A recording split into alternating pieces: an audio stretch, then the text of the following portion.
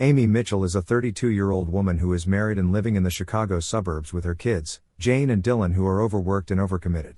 She is a sales rep for a coffee company, prepares healthful lunches for her children, goes to all their extracurricular activities, and is active in the PTA, run by the oppressive Gwendolyn James and her cronies, Stacy and Vicky.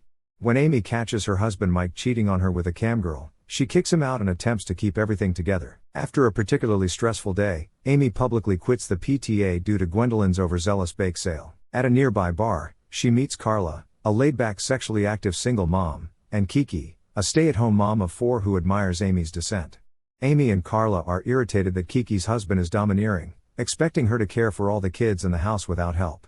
In contrast, Amy and Kiki are taken aback by Carla's hands-off parenting approach. The three embark on an all-night bender, inspiring Amy to loosen up with her kids. She takes them for rides in Mike's sports car, gets them lunch from Arby's, forces Dylan to fend for himself to prevent him from being entitled, and takes the overachieving and stressed Jane for a spa day.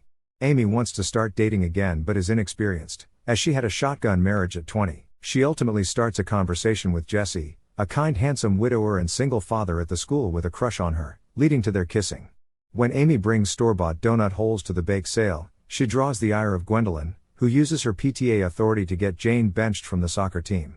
Angered, Amy decides to run for PTA president against her. A meet and greet at Amy's draws only one visitor, who tells them Gwendolyn has launched a rival party at her own house, catered by Martha Stewart. The other moms and Martha swiftly abandon Gwendolyn's party when it becomes clear that she intends to lecture them all evening, leading to a successful party at Amy's house. Afterward, Amy discovers that Carla had booty texted Jesse from Amy's phone. Jesse forgives Amy and asks if she wants him to leave, which she doesn't, and they sleep together. Gwendolyn responds to Amy's antics by putting joints in Jane's locker, framing her, and getting her out of all extracurricular activities. Not only do Jane and Dylan both go to stay with Mike, who has agreed to an amicable divorce, but Amy loses her job because she's taken too much time off. A despondent Amy stays home during the PTA election. Still, she is fired up by Carla and Kiki, who finally stands up to her husband, ordering him to deal with everything alone until after the election. Amy gives an inspiring speech at the event about how overworked moms must take time off, do fewer and less stressful events, and most importantly, allow themselves to make mistakes. She wins by a landslide and comforts a devastated Gwendolyn, who reveals her imperfect life and that her husband was arrested for embezzlement.